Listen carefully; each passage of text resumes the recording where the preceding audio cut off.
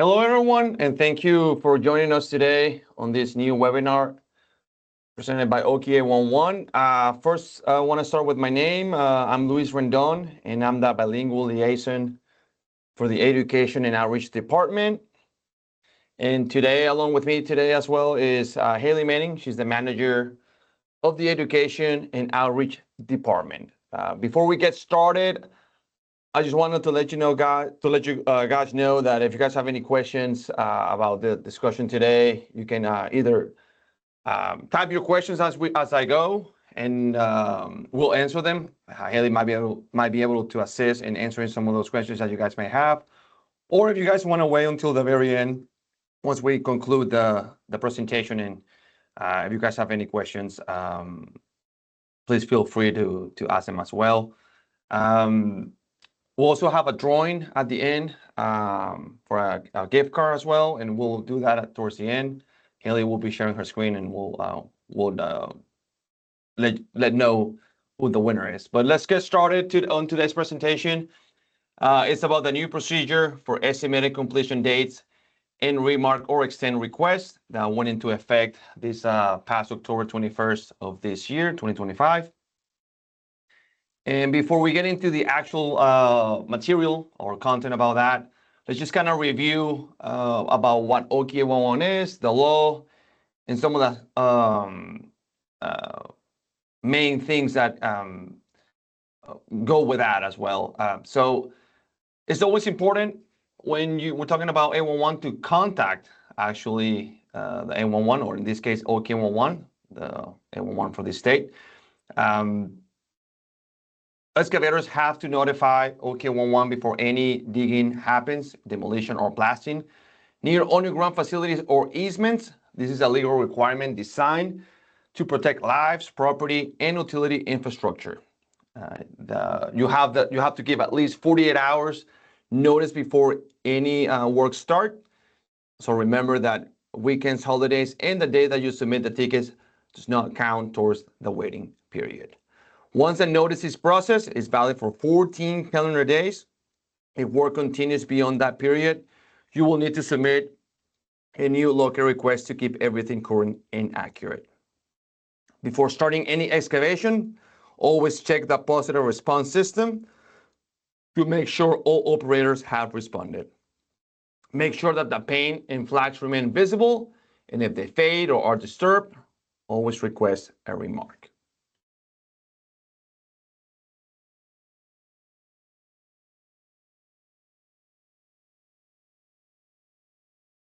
The Oklahoma Underground Facilities Damage Prevention Act, also known as the OUFDPA, was created in 1982. That's when it went into effect in 1982, making it a legal requirement to notify OKA 111 before any excavation. The law was actually designed to protect underground utilities, prevent accidents, and ensure safe excavation across the state. The Oklahoma Corporation Commission, which is the OCC, is the one responsible for enforcing compliance. Their main focus is to keep an eye on excavations near regulated pipelines, since these ones carry the highest risk to public safety and infrastructure. The OCC has the authority to investigate violations, assess penalties, and ensure operators and excavators follow the law.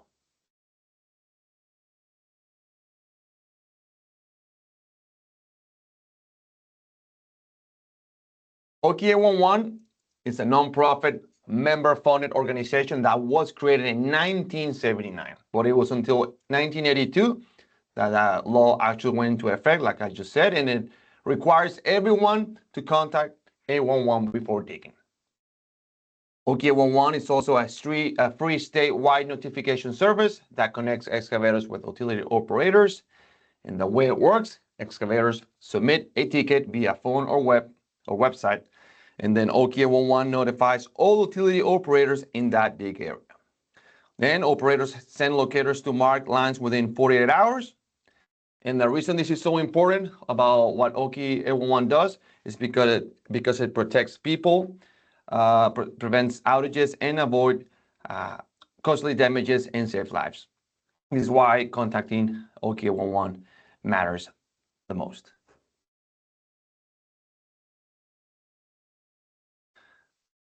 We are a 24/7 operation center.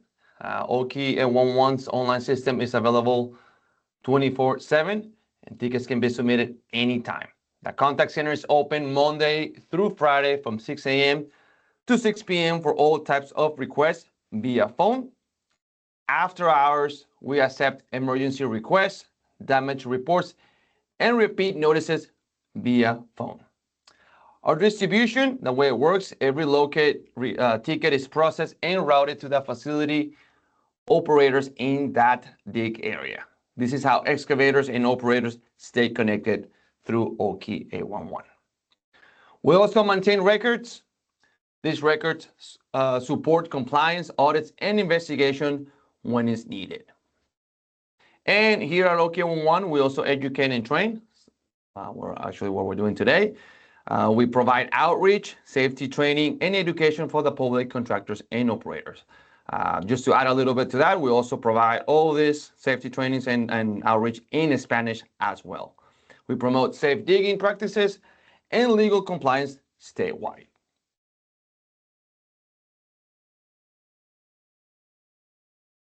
Something very important when we talk about excavators in the whole world of Oki 811 is that they have to always submit a local request before any digging. Even if it's a small project like planting a tree or putting a mailbox, they always have to submit a local request through Oki 811 because if you don't do so, you can be in a situation of hitting a line, right? The national stat tells us that every 6 minutes, a line is damaged in the U.S. when 811 is not called. Excavators also have to maintain the marks of the dig areas, of the dig sites. Marks are only valid for 14 days in the state of Oklahoma. If they fade, wash away, or get disturbed by weather or equipment, they have to request a remark. Keeping the marks clear protects not only the excavator, but also the person's crew, right? Excavators have to try their best to excavate safely, respect the tolerance zone. In Oklahoma, it's 24 inches on each side of the marks. They have to use hand tools or vacuum excavation when they're close to the lines. And something that is very, very important for excavators is to report any damages, even if it's a small nick or a scratch. They have to report that to Oki 811 and the auxiliary operator eventually.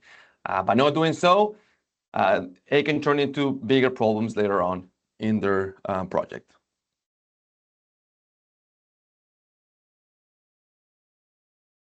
Now, let's go a little more into details of this presentation on the new topic. But first, let's understand the ticket dates. Every local request has 3 important dates that guide when work can begin, how long your ticket stays valid, and when it should end. These dates keep excavators and utilities coordinated and ensure safe digging throughout the project. The first one, work to begin date. This is the date excavation can legally start. It must be at least 3 business days after the ticket is submitted. This allows utility operators time to mark their underground lines. Starting before this date can result in violations and unsafe conditions. 2, ticket expiration date. A locate ticket is valid for 14 calendar days after the work to begin date. After 14 days, markings may fade or conditions can change, right?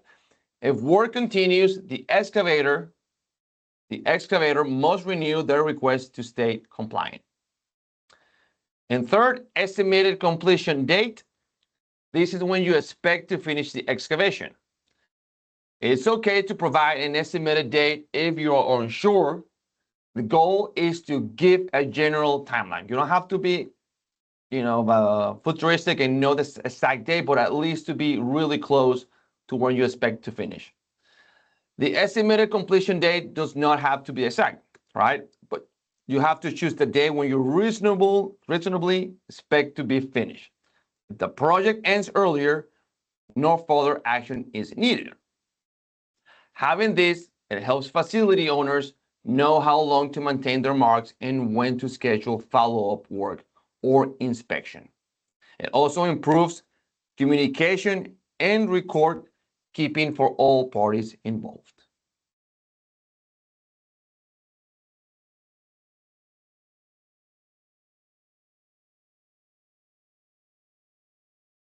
Renewing locator requests. There are two ways to renew a locator request when your project is still active: a remark ticket or an extend ticket. The option you can choose depends on the condition of the marks and how long the work has been going on. Remark ticket. Submit this type of ticket when marks fade or disturb or unclear, or if the project extends beyond the 14 calendar days. It must cover the same location and scope as the original ticket. Excavation must stop until new markings are completed. If the project will continue beyond the estimated completion date, you will need to submit a new ticket, not a remark. And just to give you an example of a remark, for example, a contractor is trenching for fiber. After 10 days of rain, the markings have washed away. They submit a remark so locators can return and refresh the marks before work continues. That's just a simple example of remark. Now let's go to extend. When you want to extend the life of your ticket, you submit this when work is still ongoing, but the ticket is about to expire. It must be made before the original ticket expires. The scope and locations cannot change. Operators may or may not revisit the site. They can only rely on existing marks if they remain visible and accurate. In an example, a crew installing water lines submits an extend request on day 13 to keep their ticket active. Operators can confirm the marks and that are still visible and valid.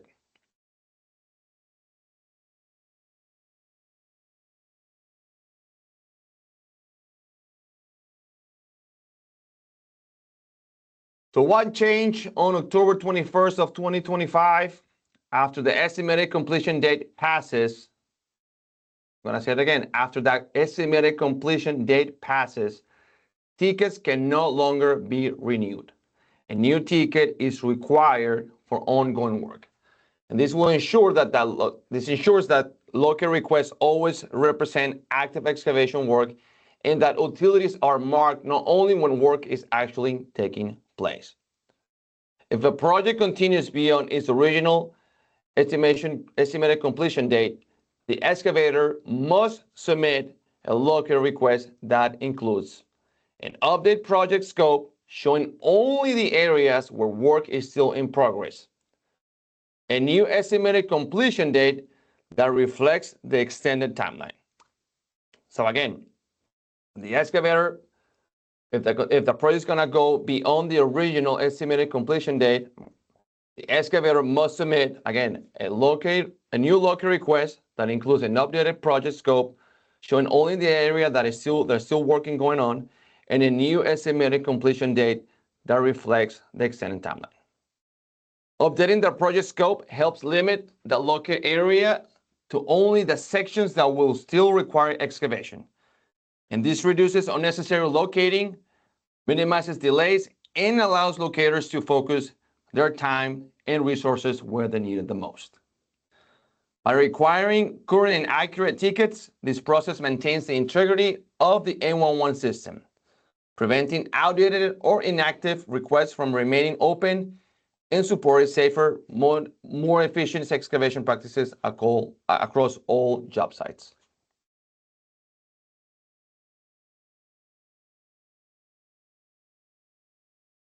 Why this change matters?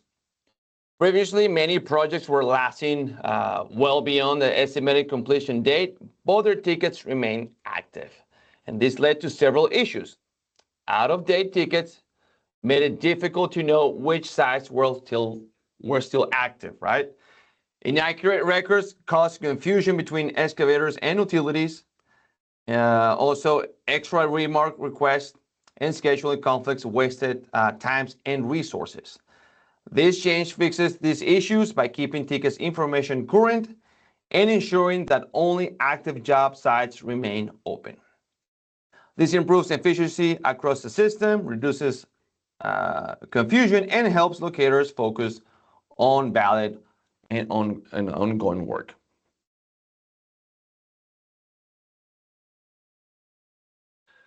How it works in the portal.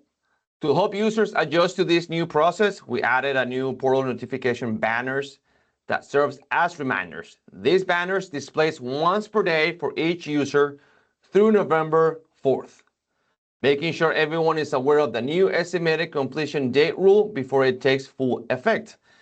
If a user tries to extend a ticket past its completion date, the system would automatically block the action and show a clear message that says, estimated completion date has passed.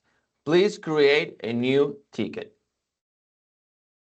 And this will prevent tickets with a past estimated completion date from remaining active, and it ensures that all current tickets stay valid and up to date. We also have added geocode validations to enforce this change. The estimated completion date must always be on or after the work on date, so the ticket timeline makes sense. And the estimated completion date cannot exceed 1 year from the work on date, which keeps projects within a realistic window of activity. Together, these updates make the process smoother and more accurate, reducing data errors, preventing confusion, and helping everyone follow the same clear rules across the board.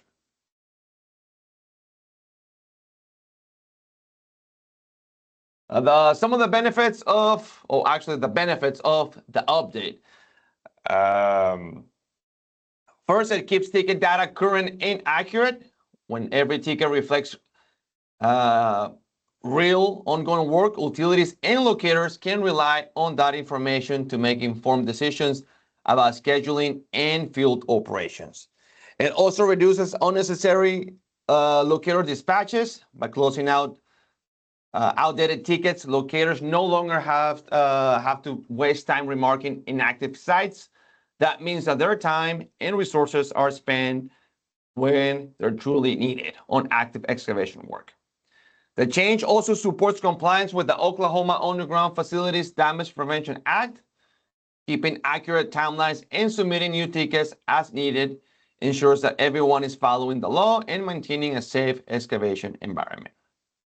And finally, it helps excavators plan better and avoid delays.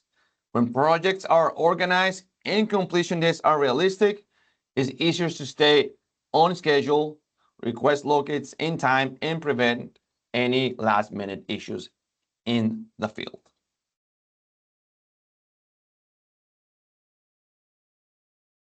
And let's just go through a quick recap. Every ticket includes 3 key dates. Each locate request now tracks 3 important milestones: the work on date, when excavation is planned to begin; the estimated completion date, the ECD, when the work is expected to finish; and the validity date, how long the marks remain valid. By requiring these dates, the system ensures that locators, excavators, and facility owners all work with accurate time frames. This helps prevent confusion and unnecessary redispatches. Remark or extend keeps valid tickets active. If work is still ongoing before the estimated completion date, users can choose to extend or remark the ticket. This allows marks to stay valid and visible on the ground while avoiding the need to create a brand new request. It's a proactive step that keeps communication open and projects moving smoothly. After the estimated completion date, submit a new ticket. Once the estimated completion date has passed, the system will no longer allow an extend or remark request. Instead, a new locate request must be submitted. This ensures that any project changes, like new areas or modified scopes, are captured accurately. It also keeps locators focused on active current work rather than outdated and abandoned jobs. And last, that change keeps the system efficient and safe. This new process improves data accuracy and reduces unnecessary workload for both excavators and locators. It prevents old tickets from lingering in the system, which helps maintain compliance with the Oklahoma Underground Facilities Damage Prevention Act. And ultimately, it promotes faster response times, clearer communication, and safe excavation across the state.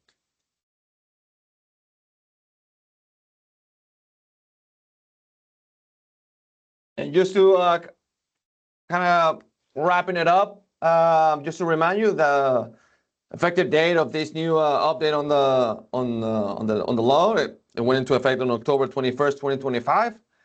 And if you have any questions about this new update, please don't hesitate to reach out to education@okia11.org. Also, if you have you're interested in any trainings or education material, please reach out to us at education@okia11.org. And this is how we can conclude our presentation today.